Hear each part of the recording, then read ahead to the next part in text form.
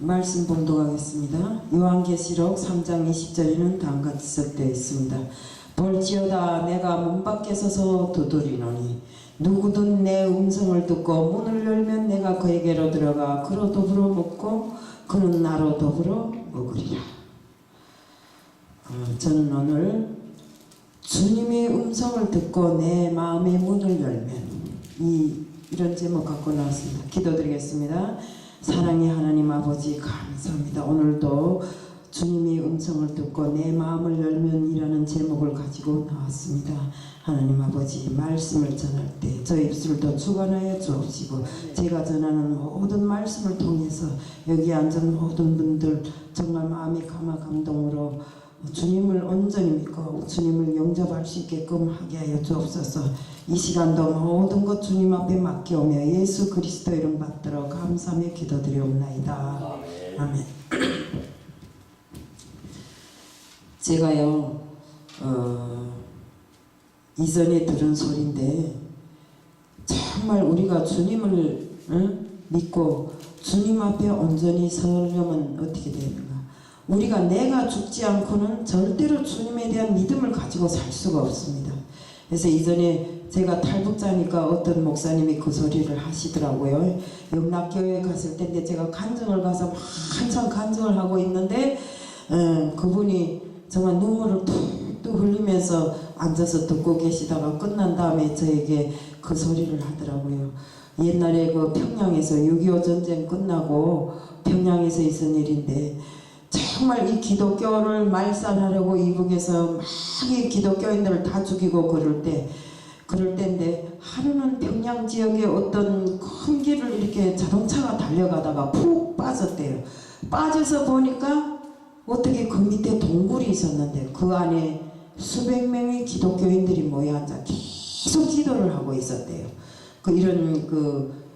우리는 방공호라고 그러는데 여기는 뭐라 하는지 모르겠어요. 어쨌든 그 사람이 들어가 숨어 있는 그런 장소잖아요.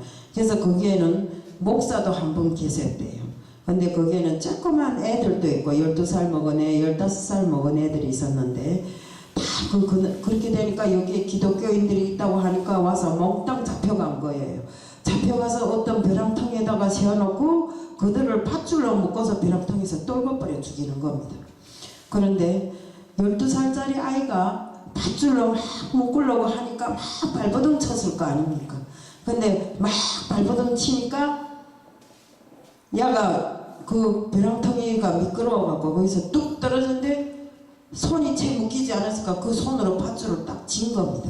딱 쟀는데 엄마 하고 부르니까 엄마가 나오더니 애야 그 이름을 부르면서 애야 예수님이 너를 보고 계신다. 너는 이 자리가 예수님께로 가는 길이니 지름길이니 얼마나 좋으냐 하니까 엄마가 그럼 알았어 하면서 손을 탁 놓더래요. 그래서 그 벼랑통에서 떨어져 죽은 겁니다. 예? 그리고 15살짜리가 그 다음 죽을 차례인데 나와갖고 그러더랍니다. 어머니 참 고마워.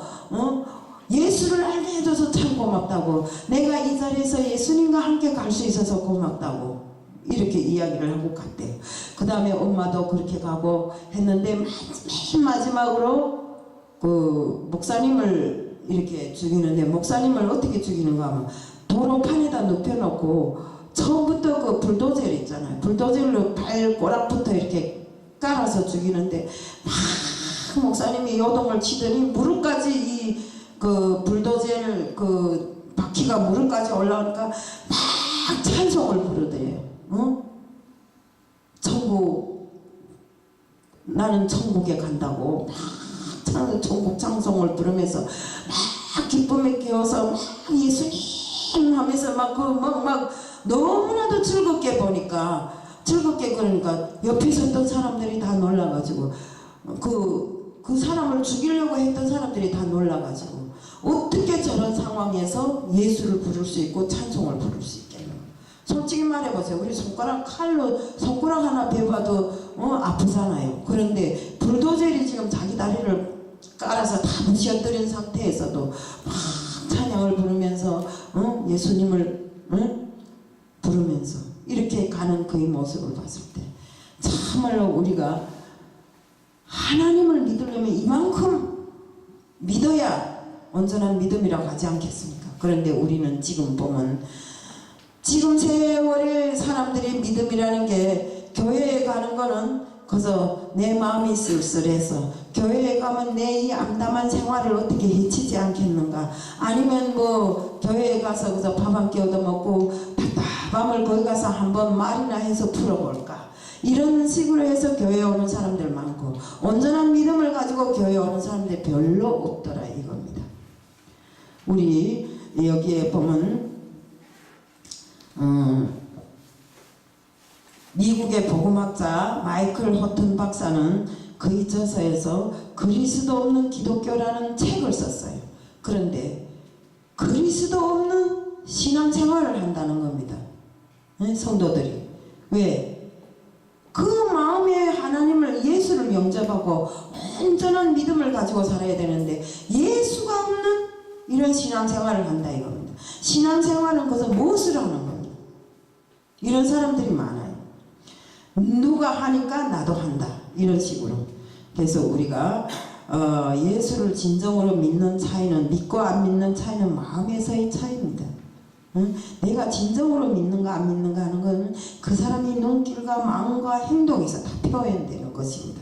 그래서 우리가 정말로 하나님을 믿으려면 내 마음에 예수님이 음성을 듣고 내 마음을 활짝 열어야 예수님께서 내게로 들어오고, 예수님이 나와 더불어 먹고 나도 예수님과 더불어 먹고 살 수 있게끔 이렇게 돼야 되는 것입니다.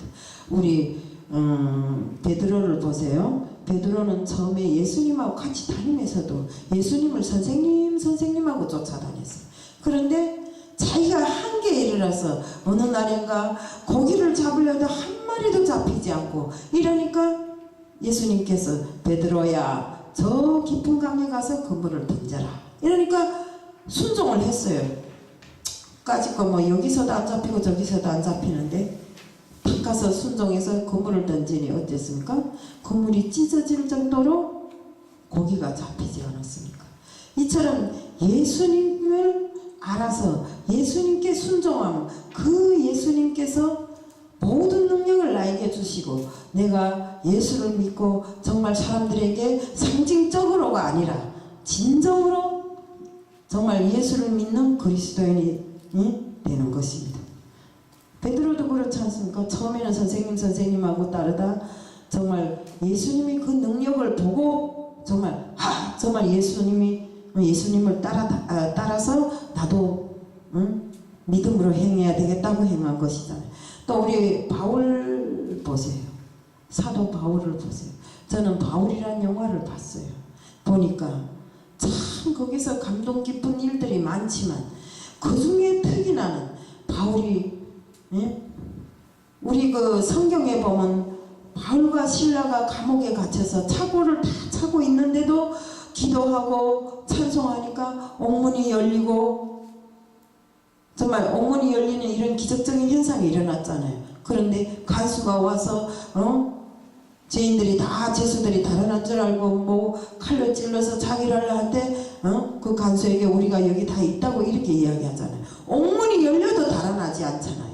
그런데 정말 제가 이번 바울이란 영화를 보면서 보니까 사람들이 바울을 구하기 위해서 막 정말 우리 그 37년 67년 그러니까 30년을 이 사람이 감옥에 갇혀 있었더라고요.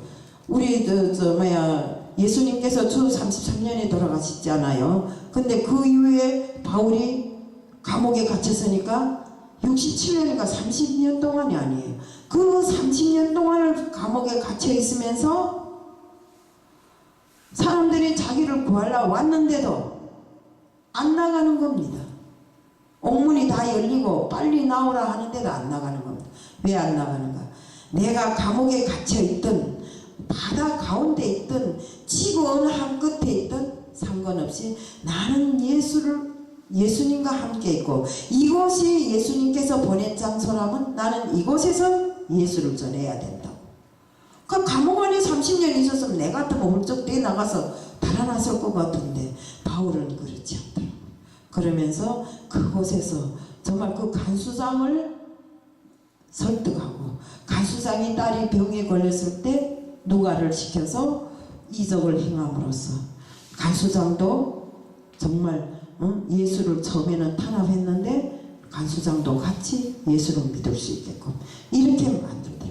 우리가 정말 지금 사는 날 동안에 맨날 전도 하는데 전도를 어떤 방법으로 해야 되는가? 이렇게 그들에게 모범을 보임으로써 세상 사람들에게 모범을 보임으로써 바울처럼 정말 다른 사람이 보고 감동을 받아서 나도 믿어야 되겠다는 이런 마음을 가질 수 있게끔 이렇게 하는 것이 전도입니다. 나가서 큰 소리로 자기 뒤에 행동은 엄청 악을 행하면서도 나가서는 예수 믿고 천국 가자. 예수 믿고 천국 가자. 물론 예수 믿고 천국 가는 것은 맞습니다. 우리가 복음의 씨앗을 나가서 계속 뿌려야 되는 건 맞습니다. 그렇지만 그 심어놓은 복음의 씨앗들이 자랄 때 내가 온전한 곳에 갔다가 뿌려야지 돌짝밭이나 가시밭에 뿌려서 되겠어요? 안 되는 겁니다.